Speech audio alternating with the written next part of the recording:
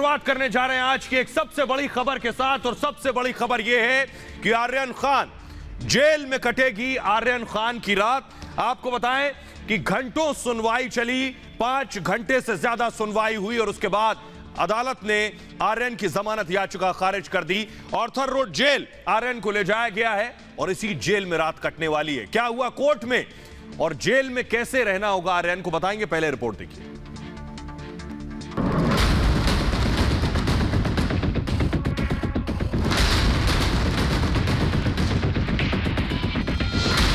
आर्यन की जमानत खारिज। सिर्फ सेशंस कोर्ट के पास अधिकार है ये मैटर को सुनने का। इस वजह से उन्होंने वो bail application only on the maintainability ground हमारा बेल एप्लीकेशन रिजेक्ट कर दिया है। जेल में रहेगा बादशाह का बेटा।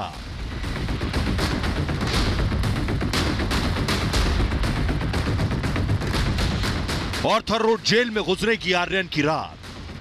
ये मुंबई की आर्थर रोड जेल है और सुपरस्टार शाहरुख खान के बेटे यानी कि आर्यन खान को आज की रात इसी जेल में बितानी पड़ेगी, क्योंकि उनकी बेल एप्लीकेशन जो प्ली की गई थी उसे कोर्ट की ओर से रिजेक्ट कर दिया गया है।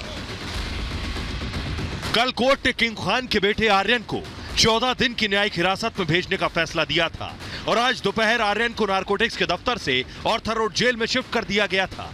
लेकिन जमानत न मिलने के बाद अब आर्यन को कम से कम आज की रात इसी जेल में काटनी होगी।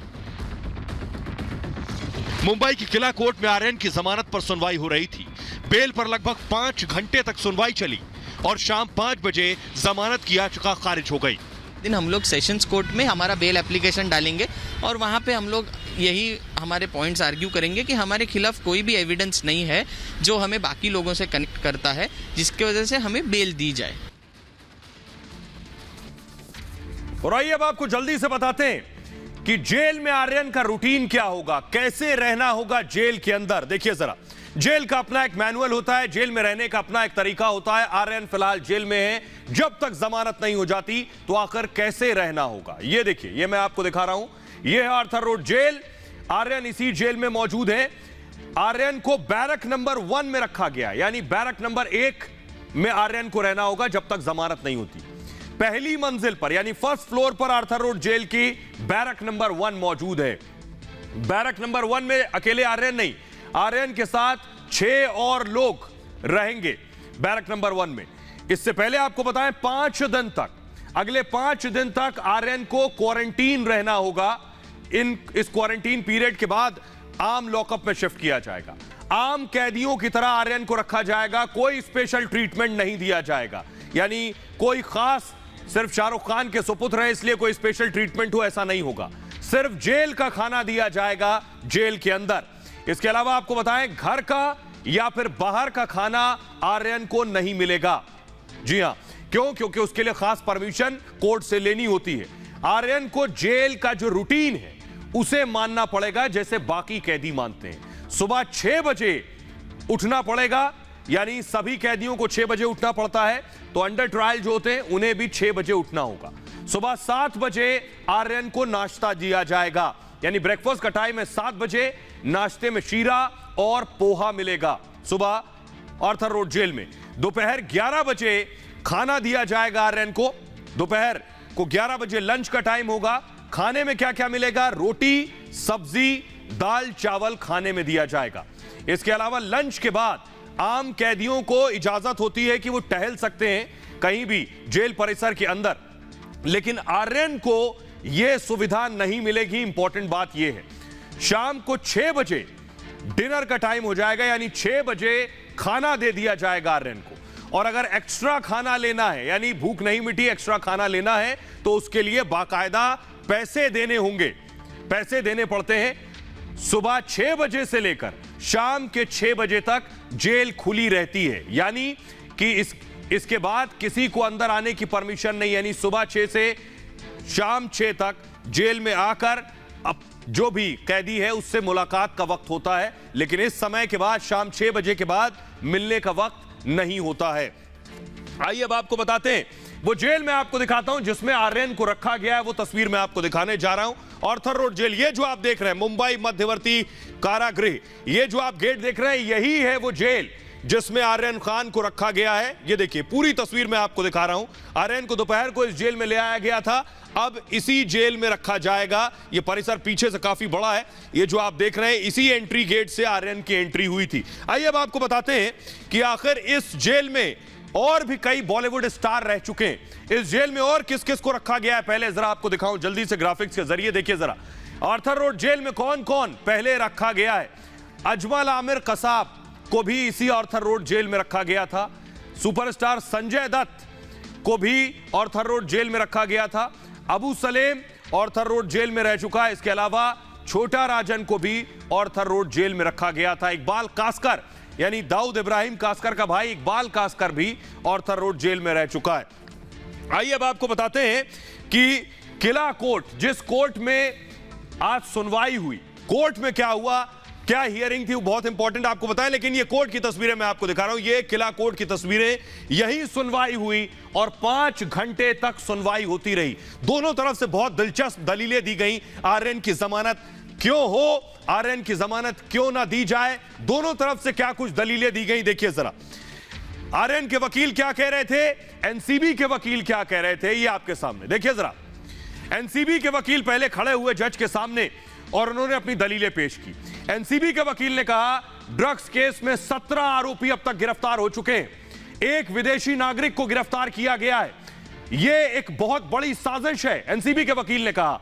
उन्होंने उसके बाद आर्यन के वकील ने जवाब में कहा आयोजकों को आपने गिरफ्तार कर लिया है, जल्दी से मूव करेंगे, विदेशी नागरिक को आपने गिरफ्तार कर लिया है, लेकिन आर्यन का रोल नहीं है, यह कहा आर्यन के वकील ने। उसे वीवीआईपी गेस्ट के तौर पर आमंत्रित किया गया था। उसके बाद एनसीबी के वकील ने क्या कहा, देखिए जरा। एनसीबी के वकील ने कहा अचित का नाम आर्यन अरबाज ने लिया है, जल्दी से मूव करेंगे, अचित को गिरफ्तार किया गया है। एनसीबी ने कहा उसके पास से ड्रग्स मिली है, सभी का आमना सामना कराना है, यह एनसीबी के वकील ने कहा। पार्टी के 4 आयोजकों को भी पकड़ा गया है, लेकिन इसके अलावा एनसीबी के वकील ने कहा यह सब आपराधिक साजिश का इशारा कर रहे हैं। लेकिन आर्यन के वकील खड़े हुए, सभी से पूछताछ की जानी है, यह एनसीबी ने कहा। आर्यन के वकील ने कहा पहले दिन 1 दिन की कस्टडी में भेजा, यानी सबसे पहले 1 दिन की कस्टडी मांगी गई थी, दूसरे दिन 7 दिन की कस्टडी मांग ली एनसीबी ने। आर्यन के बयान पर किसी को गिरफ्तार कर लिया और फिर उससे आर्यन का सामना क्यों नहीं कराया जब पहले आर्यन कस्टडी में था, सिर्फ आमना सामना कराना है। आर्यन के वकील ने कहा इसके लिए कस्टडी में रखा नहीं जा सकता, इसके लिए कस्टडी की जरूरत क्या है। उसके बाद देखिए एनसीबी के वकील ने कहा व्हाट्सएप चैट से कई जानकारियां मिली हैं और यह संयोग नहीं हो सकता है जो चैट से जानकारी मिली। आर्यन के घर पर अरबाज गया था, यह चैट से साबित हो गया, दोनों एक ही कार में गए थे। एनसीबी ने कहा यह महज संयोग नहीं है। इस पर आर्यन के वकील ने कहा आर्यन प्रतीक के बीच व्हाट्सएप चैट मौजूद है, किसी में ड्रग्स या रेव पार्टी का जिक्र नहीं है। मुंबई में से गोवा ट्रिप को लेकर बातचीत हुई है उस चैट में, यह कहा आर्यन के वकील ने। प्रतीक ने अरबाज को इनवाइट किया था, आमंत्रित किया था। आर्यन किसी को लेकर क्रूज पर नहीं गया था।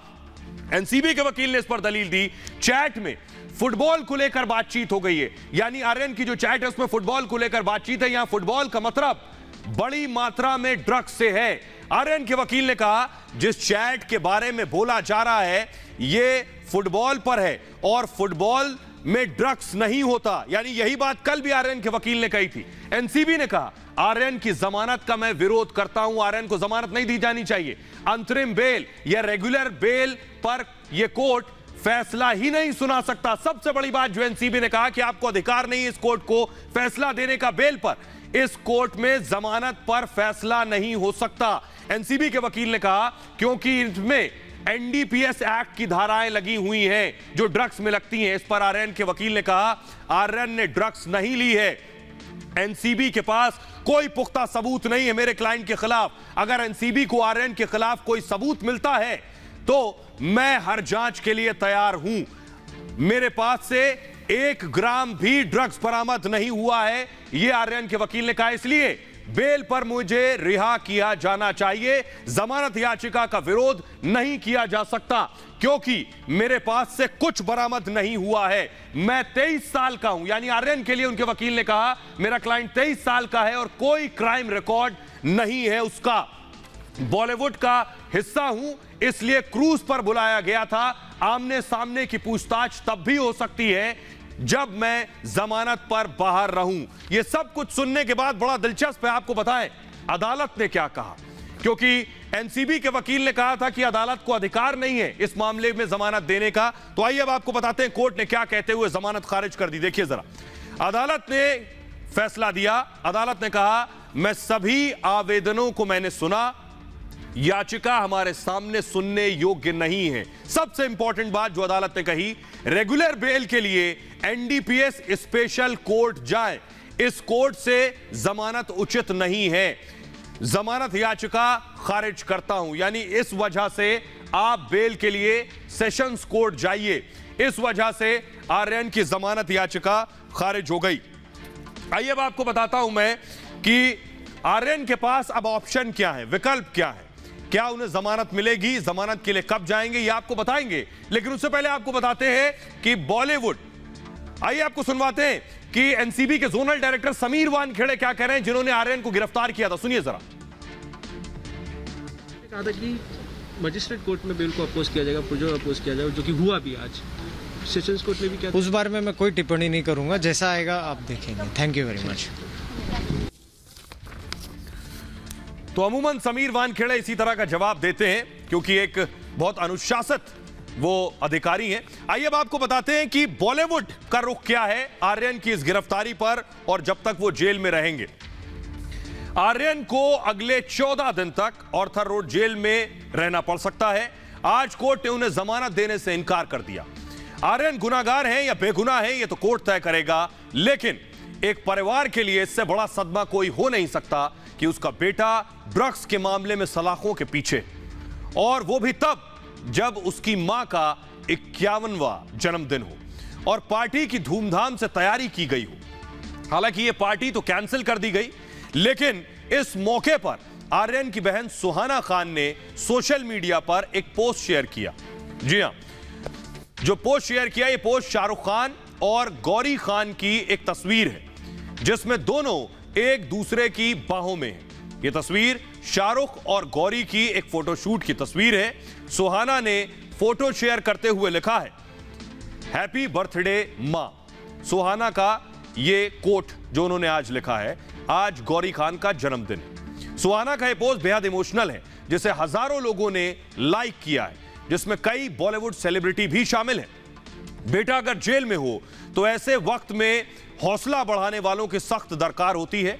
फिल्म डायरेक्टर फराह खान उन्हीं में से एक हैं। फराह खान ने गौरी खान को उनके बर्थडे पर बधाई देते हुए लिखा है, क्या लिखा है फराह खान ने, मां की ताकत सबसे बड़ी होती है। माता पिता की दुआएं पहाड़ों और समुद्र को भी हिला सकती हैं। सबसे मजबूत मां और महिला जिनकी हिम्मत को मैंने पिछले कुछ हफ्तों में खुद देखा है, उन्हें जन्मदिन की शुभकामनाएं। फराह खान ही नहीं, गुरुवार को अभिनेता ऋतिक रोशन ने भी आर्यन खान का हौसला बढ़ाने वाला एक पोस्ट इंस्टाग्राम पर साझा किया था। सुनील शेट्टी के बाद ऋतिक पहले बड़े स्टार थे जिन्होंने आर्यन खान के समर्थन में कुछ कहा था। ऋतिक रोशन ने अपने पोस्ट में लिखा, ऋतिक ने लिखा, तुम दानव की आंखों में देखो और अपना धैर्य बनाए रखो। समझो आज का यह घटनाक्रम तुम्हारे कल को आकार देगा और तुम्हारा कल सुनहरा है, लेकिन तुम्हें अंधेरे से होकर गुजरना है। धैर्य रखो, शांत रहो और अपने आप की जिम्मेदारी लो। उस रोशनी पर विश्वास रखो जो तुम्हारे भीतर है। लेकिन ऐसा नहीं है कि पूरा बॉलीवुड आर्यन खान को सपोर्ट कर रहा है। ऋतिक रोशन ने जैसे ही आर्यन के समर्थन में पोस्ट किया, कंगना रनौत ने पलटवार करने में देरी नहीं की। कंगना ने सोशल मीडिया पर पोस्ट करते हुए लिखा, अब सभी माफिया आर्यन खान के बचाव में सामने आ रहे हैं। हम गलतियां करते हैं लेकिन हमें महिमा मंडन नहीं करना चाहिए। इससे आर्यन को नजरिया मिलेगा और वो अपने किए काम के परिणामों के बारे में सोच सकेंगे। उम्मीद है वो इससे सबक लेंगे और बेहतर इंसान बनेंगे। सलमान खान की पूर्व गर्लफ्रेंड सोमी अली भी मैदान में कूद पड़ी। सलमान खान की पूर्व गर्लफ्रेंड सोमी अली ने आर्यन का सपोर्ट करते हुए लिखा है। सोमी ने लिखा है, कौन सा बच्चा है जिसने ड्रग्स के साथ प्रयोग नहीं किया? इस बच्चे को घर जाने दो। वैश्यावृत्ति की तरह ही ड्रग्स जैसे नशीले पदार्थ भी कभी खत्म नहीं हो सकते, इसलिए इन दोनों को अपराध मानना बंद किया जाए। यहां कोई संत नहीं है। दरअसल ये सारे पोस्ट इमोशनल हैं और उनके इस पोस्ट का सच्चाई से कोई लेना देना नहीं है। ये पोस्ट भावना में बहकर किए गए, वरना वो ये नहीं कहती कि कोई संत नहीं है और सभी बच्चे ड्रग्स लेते हैं। दरअसल सोमी को इस देश के बारे में आधी अधूरी जानकारी है। इस बीच आर्यन खान के समर्थन में एक और इमोशनल पोस्ट सामने आया और यह पोस्ट किया है रवीना टंडन ने। रवीना टंडन ने आर्यन की गिरफ्तारी को शर्मनाक बताया है। उन्होंने लिखा है, युवक की जिंदगी से खिलवाड़ बताया है इसे और दिल तोड़ने वाला बताया है। दिल तोड़ने तक तो ठीक है, लेकिन कानून के मुताबिक कोई कार्रवाई ना हो तो वो शर्मनाक हो सकती है और ना ही किसी युवक की जिंदगी से खिलवाड़ हो सकता है। कानून के सामने सब बराबर हैं, कोई स्पेशल नहीं है। शायद रवीना टंडन को यह नहीं भूलना चाहिए। राखी सावंत ने भी सोशल मीडिया पर एक वीडियो शेयर किया।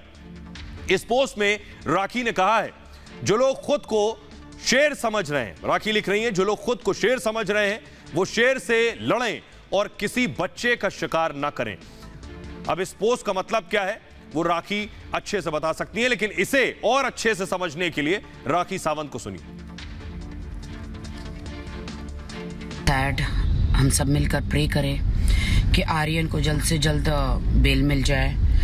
आर्यन खान को आई डोंट नो क्या सच क्या झूठ है, कौन किसे फंसा रहा है। मैं तो एक ही बात कहना चाहती हूँ, अगर आप लोग शेर हो तो शेर से लड़ो, गीदड़ बन के बच्चे का शिकार मत करो। और आइए अब आपको बताते हैं कि आखिर आर्यन के पास विकल्प क्या है। आर्यन को क्या जमानत मिल सकती है, कब तक जेल में रहना पड़ सकता है, कितने और दिन आर्थर रोड जेल में रहना होगा, ये देखिए जरा। अब आर्यन के पास ऑप्शन क्या है। पहला ऑप्शन, सेशंस कोर्ट में याचिका देनी होगी, यानी ऊपरी अदालत में याचिका लगानी होगी जमानत की। जमानत की प्रक्रिया लंबी हो सकती है, तब तक जेल में रहना पड़ सकता है। दूसरे शनिवार को कोर्ट की छुट्टी है, कल सेकंड सैटरडे, इसलिए कोर्ट की छुट्टी है। आर्यन के वकील वेकेशनल बेंच में जा सकते हैं, कल उनके पास एक ये ऑप्शन है, लेकिन वो बहुत इमरजेंसी की सिचुएशन में होता है। याचिका दायर करने की वो कोशिश करेंगे कल वेकेशन बेंच में। अगले दिन रविवार की छुट्टी है, यानी रविवार को भी जेल में रहना पड़ सकता है। सोमवार तक इंतजार करना पड़ सकता है और 3 दिन तक फिर आर्यन को इसी आर्थर रोड जेल में रहना होगा। आइए अब आपको बताएं आर्यन के जो वकील हैं, वो वकील कौन है ये आपको बताने जा रहे हैं। पहले उनकी तस्वीर दिखाऊंगा मैं आपको। ये आर्यन के वकील सतीश मान शिंदे जो कोर्ट में पहुंचे, तस्वीर हम उनकी आपको दिखा रहे हैं। यही आर्यन का केस लड़ रहे हैं। ये कोई छोटे मोटे वकील नहीं, बहुत बड़े वकील हैं, इसीलिए उनकी जो दलीलें हैं वो अब तक सामने आई और सोशल मीडिया पर भी उनकी दलीलें छाई हुई हैं। कौन है आर्यन के वकील, जरा उनके बारे में आपको बताते हैं, उनका तारुफ कराते हैं। आर्यन के जो वकील हैं वो देश के सबसे महंगे वकीलों में से एक हैं, सतीश मान शिंदे। कई बड़ी हस्तियों का केस लड़ चुके हैं सतीश मान शिंदे। सलमान खान, आपको याद होगा, सलमान खान का केस भी सतीश मान शिंदे ने लड़ा था। सलमान को 2 केस में बरी करवाया था मान शिंदे ने। संजय दत्त का केस भी सतीश मान शिंदे लड़ चुके हैं। संजय दत्त को रिहा करवाने पर भी सुर्खियों में आए थे सतीश मान शिंदे। रिया चक्रवर्ती का केस भी इन्होंने लड़ा था और राम जेठमलानी के अंडर में प्रैक्टिस की थी सतीश मान शिंदे ने। यह उनका तारुफ है। आइए अब आपको बताते हैं, इस बीच आर्यन के साथ आपको याद होगा एक शख्स ने सेल्फी ली थी। वो सेल्फी जिसने ली थी अब वो फंस गया है, उसके बारे में आपको बताते हैं। इसी बीच ड्रग्स केस में आर्यन के साथ सेल्फी लेने वाले एक शख्स की तस्वीर वायरल हो गई। ये जो आप देख रहे हैं, इसकी तस्वीर आपने बहुत देखी होगी। ये जो शख्स आप देख रहे हैं, ये शख्स फंस गया है। इस तस्वीर पर लोग सोशल मीडिया पर तरह तरह की प्रतिक्रियाएं दे रहे हैं। इसमें एक शख्स आर्यन खान के साथ सेल्फी लेता दिखाई दे रहा है। इसके बाद लोग पूछ रहे हैं क्या ये एनसीबी का अधिकारी है जो आर्यन से पूछताछ कर रहा है। कई तरह के सवाल हुए। एनसीबी ने बाकायदा बताया कि ये उनका कोई अधिकारी नहीं है जिसने सेल्फी ली। एनसीपी नेता नवाब मलिक ने भी बाकायदा प्रेस कॉन्फ्रेंस कर इस शख्स को लेकर सवाल उठाए थे। आपको बताते हैं कि कौन है शख्स जो सेल्फी लेकर फंस गया। दरअसल इस शख्स का नाम है किरण गोसावी। किरण गोसावी पर पुणे में केस दर्ज है। 2018 में आपको बताएं 420 का केस दर्ज हुआ था इसके ऊपर। पुणे पुलिस तब से किरण को तलाश रही है। मलेशिया में नौकरी दिलाने के नाम पर ठगी का इस पर आरोप है। नौकरी दिलाने के नाम पर उसने 3 लाख की ठगी की थी। अब यह तस्वीर सामने आने के बाद पुणे पुलिस किरण को शिद्दत से तलाश रही है। एनसीबी ने इस पर सफाई देते हुए कहा कि सेल्फी में दिख रहा शख्स एनसीबी का अधिकारी या कर्मचारी नहीं है। आइए अब आपको बताते हैं कि जब यह शख्स पहुंचा, यानी आर्यन के साथ सेल्फी ली, उसके बाद आर्यन का एक स्टेटमेंट रिकॉर्ड हुआ। यानी क्रूज से जब आर्यन को लेकर आया गया, वो स्टेटमेंट अब सार्वजनिक हुआ है। आर्यन ने क्या कुछ कहा था उस स्टेटमेंट में, आइए आपको बताते हैं। आर्यन का वो बयान, आर्यन ने उस बयान में क्या कुछ कहा है। आर्यन ने जो एनसीबी को स्टेटमेंट दिया है उसके हिसाब से दोस्त प्रतीक ने जो पार्टी क्रूज पर हो रही थी उसकी जानकारी दी थी। प्रतीक ने आर्यन को, प्रतीक ने पार्टी आयोजक से मिलवाया था, यानी ऑर्गेनाइजर जो था उससे मिलवाया था। यह आर्यन का स्टेटमेंट है। वीवीआईपी गेस्ट के तौर पर आर्यन को बुलाया गया था और क्रूज पार्टी में दरअसल ग्लैमर को जोड़ना था, यह मंशा थी। आर्यन ने अपने स्टेटमेंट में इस बात को कहा है। पार्टी में करीब 1300 लोग मौजूद थे। आर्यन के हिसाब से सिर्फ 17 लोगों को गिरफ्तार किया गया इस दौरान, और पार्टी में अरबाज पहले से मौजूद था, आर्यन ने कहा है। और क्रूज पर जाने से पहले एनसीबी ने आर्यन से सवाल पूछे थे। क्रूज पर चढ़ते ही पूछा गया क्या आर्यन ने ड्रग्स ली थी, और मेरे बैग की तलाशी ली गई और उसमें से कुछ नहीं मिला। यह आर्यन का स्टेटमेंट है। मेरा पार्टी के आयोजकों से कोई संबंध नहीं है और अरबाज के साथ दोस्ती से भी इनकार नहीं किया है। आर्यन ने अरबाज की गतिविधियों में वो किसी तरह से शामिल नहीं रहा है। आइए अब आपको बताते हैं कि आर्यन पर अगर ये जो आरोप लगे हैं ये साबित हो गए तो आखिर आर्यन को कितनी सजा हो सकती है, क्योंकि जो कुछ बरामद हुआ है, एनसीबी का कहना है बहुत सी ड्रग्स बरामद हुई है। एनसीबी ने यह आरोप लगाया कि आर्यन ने ड्रग्स का सेवन किया है, लेकिन जो धाराएं लगाई गई हैं ये अगर साबित हो गई तो कितने साल की सजा हो सकती है। देखिए जरा ग्राफिक्स के जरिए मैं आपको दिखा रहा हूं आर्यन को कितने साल जेल की सजा हो सकती है। सेक्शन 8C लगा है, इसका मतलब है ड्रग्स रखना, बेचना और इस्तेमाल करना। ये सेक्शन 8C लगा है आर्यन पर। इसके तहत 10 साल तक की सजा हो सकती है। सबसे इंपॉर्टेंट ये है 2 लाख तक का जुर्माना लगता है। सेक्शन 20B यानी भांग के लिए लगाई जाती है सेक्शन 20B, इसके बारे में आपको बताएं 10 साल तक की जेल हो सकती है। इसके तहत 1 लाख का जुर्माना हो सकता है। और सेक्शन 27 इसका मतलब है ड्रग्स का इस्तेमाल करना, 1 साल तक इसमें जेल हो सकती है और 20,000 रुपए जुर्माना लगता है। सेक्शन 35 मानसिक हालत और मंशा से संबंधित है यह धारा, और ड्रग्स की मात्रा के हिसाब से इसमें सजा होती है कि कितनी ड्रग्स की मात्रा मिली है। आइए अब बात करते हैं आर्यन की गिरफ्तारी हुई एक रेव पार्टी से, क्रूज से। आपको बताते हैं ये रेव पार्टी है क्या, दरअसल यहां कैसे ये रेव पार्टी ऑर्गेनाइज की जाती है और कहां कहां छिपाकर इसमें ड्रग्स ले जाया जाता है। पहले रिपोर्ट देखिए।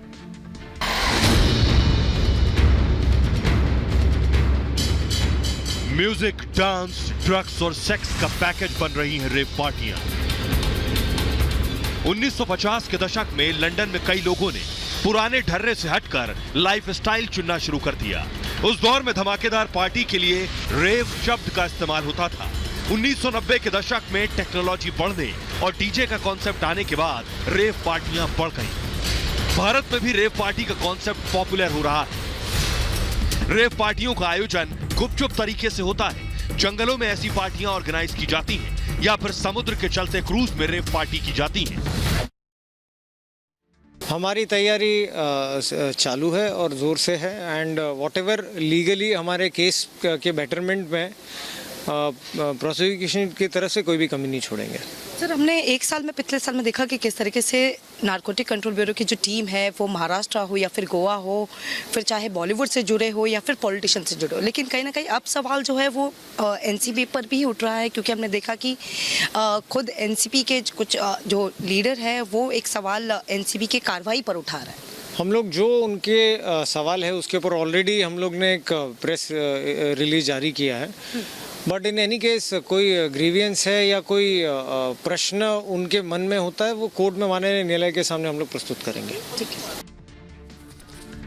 तो आप समीर वानखेड़े को सुन रहे थे, जिन्होंने आर्यन को गिरफ्तार किया था और एनसीबी ने कोर्ट में आर्यन की जमानत का विरोध किया। आइए अब आपको बताते हैं, ये जो क्रूज में ड्रग्स लेकर जाते हैं, कहां कहां ड्रग्स छिपाई जाती है, आइए आपको बताते हैं। बड़ा दिलचस्प है, देखिए जरा क्या क्या जतन करते हैं ड्रग्स ले जाने वाले। कार की सीट के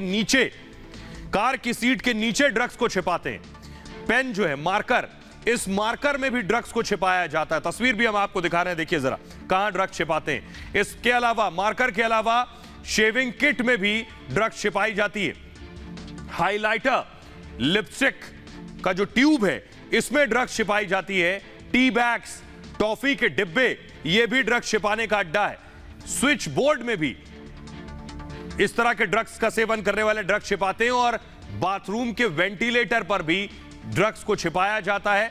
डिओड्रेंट्स में और टेबल वॉचेस में भी ड्रग्स छिपाया जाता है। जूते में भी ड्रग्स छिपाते हैं जो ड्रग्स का सेवन करते हैं, और तकिए में भी ड्रग्स को छिपाते हैं। गद्दे में भी ड्रग्स छिपाते हैं। एनसीबी अमूमन रेड करती है तो गद्दा भी फाड़ देती है लोगों के घरों में जाकर, क्योंकि यहां भी ड्रग्स छिपाया जाता है।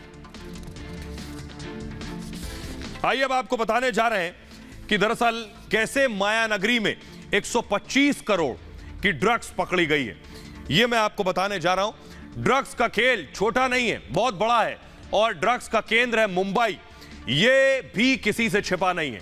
और मुंबई क्यों, इस पर ज्यादा कुछ कहने की जरूरत नहीं है, क्योंकि मुंबई में पैसा भी है, ग्लैमर भी है, और ड्रग्स को लेकर एक अलग सा पागलपन भी है। शायद यही वजह है कि मुंबई में एक बार फिर ड्रग्स की बहुत बड़ी खेप पकड़ी गई है। डीआरआई यानी राजस्व खुफिया निदेशालय की टीम ने मुंबई बंदरगाह पर छापा मारकर इसे जब्त किया। डीआरआई ने मुंबई बंदरगाह पर, आपको बताऊं, 25 किलो हेरोइन पकड़ी है। अंतर्राष्ट्रीय बाजार में इसकी कीमत करीब 125 करोड़ रुपए बताई जा रही है। पुलिस ने एक व्यक्ति को यहां गिरफ्तार किया है जिसका नाम जयेश सांघवी है। जयेश सांघवी को 11 अक्टूबर तक हिरासत में भेज दिया गया है। इस छापे के बाद आपको बताऊं कि डीआरआई ने सनसनीखेज खुलासा किया है। डीआरआई के मुताबिक ईरान से मूंगफली के तेल की एक खेप में हेरोइन छिपाकर मुंबई लाई गई। खुफिया जानकारी के आधार पर नवी मुंबई के नहावा शेवा में ईरान से आए इस कंटेनर को रोका गया, और जब इसकी तलाशी ली गई तो 25 किलोग्राम हेरोइन बरामद हुई। इस घटना के बाद डीआरआई की टीम आज सुबह से मुंबई पोर्ट पर मौजूद कुछ दूसरे कंटेनर्स की भी तलाशी ले रही है, और उसे शक यह है कि हेरोइन की एक और खेप आई है। डीआरआई का दावा है कि मुंबई में एक बड़ा सिंडिकेट काम कर रहा है जिसमें कई नामी गिरामी लोग शामिल हैं। डीआरआई को शक है कि पहले भी इस तरह की खेपों के जरिए तस्करी की गई होगी। जुलाई में भी मुंबई बंदरगाह से 293 किलो हेरोइन जब्त की गई थी। तो आपको याद होगा, ये ईरान से ही हेरोइन आई थी। इससे पहले लगभग 20,000 करोड़ की हेरोइन गुजरात में पकड़ी गई थी, वो भी ईरान से आई थी। खबर यह अफगानिस्तान से ईरान और ईरान से भारत लाई गई थी। आइए खबरों में आगे बढ़ते हैं। आज की एक और बड़ी खबर है गोल्डन भाले की गोल्डन नीलामी। जी हां, प्रधानमंत्री नरेंद्र मोदी को जितने तोहफे मिले उसकी नीलामी की गई है, और यह जो नीलामी का पैसा होगा ये नमामि गंगे में इस्तेमाल होगा, यानी गंगा की सफाई में इस्तेमाल होगा। तो आपको बताने जा रहे हैं प्रधानमंत्री के किस तोहफे की नीलामी में कितनी कीमत, कितनी बोली लगी है। देखिए जरा ग्राफिक्स के जरिए मैं आपको दिखा रहा हूं। प्रधानमंत्री को तोहफे में नीरज चोपड़ा ने भाला दिया था। नीरज चोपड़ा के भाला 1.5 करोड़ रुपए में बिका है। जी हां, 1.5 करोड़ रुपए में नीरज चोपड़ा का भाला बिका है। ओलंपिक के गोल्ड मेडलिस्ट हैं। इसके अलावा ओलंपिक में जो पहली जीत हुई, भवानी देवी की तलवार, ये जो तलवार प्रधानमंत्री को तोहफे में दी थी उन्होंने, इस तलवार की जो कीमत लगी 1 करोड़ 25 लाख में ये तलवार बिकी है। गोल्ड मेडल पाने वाले पैरा ओलंपियन सुमित का भाला 1 करोड़ रुपए में बिका है। इसके अलावा आपको बताऊं कि बॉक्सर लवलीना के जो ग्लव्स आप देख रहे हैं, लवलीना जब प्रधानमंत्री से मुलाकात की तो उनको तोहफे में ग्लव्स दिया, तो लवलीना के ग्लव्स की बोली 90 लाख रुपए लगी है। ये सारे तोहफे जो हैं इनको नीलाम किया गया। पीवी सिंधु का जो रैकेट है, इस रैकेट को नीलाम किया गया। इस रैकेट की बोली 80 लाख रुपए लगी है। जी हां, तो ये जो आप देख रहे हैं, इन सब चीजों की बोली लगी और करोड़ों रुपए इकट्ठा किए गए। ये वो तोहफा है जो प्रधानमंत्री को दिए गए थे। अब आपको बताऊं ये जो पैसा इकट्ठा हो रहा है नीलामी से, इस पैसे का क्या होगा ये आपको बताता हूं। कहां इस्तेमाल होगा ये पैसा, करोड़ों रुपए नीलामी से जो मिलेगा, इसका इस्तेमाल आपको बताऊं नमामि गंगे में होगा। नमामि गंगे क्या है? नदियों के प्रदूषण मुक्त करने की योजना है नमामि गंगे। इसमें गंगा और सहायक नदियों को शामिल किया गया है। नदियों के संरक्षण और इनके पुनरुद्धार पर बाकायदा फोकस किया जाता है इस योजना के तहत। नमामि गंगे के लिए 80,000 करोड़ की योजना है और 346 में से 158 परियोजनाएं पूरी हो चुकी हैं 80,000 की इस योजना में। मोदी सरकार ने 2014 में इसकी शुरुआत की थी। तो इसी अच्छे काम के साथ ये भारत की बात है कि समाप्ति करते हैं। फिलहाल इस खास पेशकश में इतना ही। अपना बहुत ख्याल रखिए। एक छोटे से ब्रेक के लिए रुक रहे हैं, लौट रहे हैं कुछ और बड़ी खबरों के साथ।